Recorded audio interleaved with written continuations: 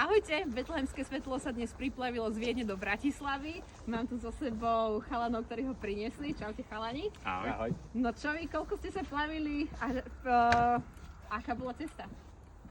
Išli sme 6,5 hodiny, pokiaľ sme dobre počítali, 64 km priamo z Viedne od Rakúskych Skaltov sme donesli svetielko. Krásne hmlisté počasie, takže paráda. Bola zima? Na prstíky. Ukážte ruky, aké máte. Dominika zamerať, čo si priniesli chalani. Takéto mozole parádne. No a prečo ste to robili?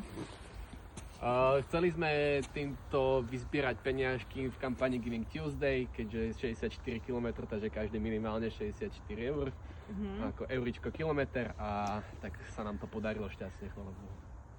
Super, super. A čo bude s betlehemským svetlom ďalej? No teraz bude putovať do každého kúta Slovenska. Super, ďakujem vám veľmi pekne. Tak dúfam, že to bola jízda. Nezabudnite prispieť do kampane. Čauviky, papiky, šťastné a veselé.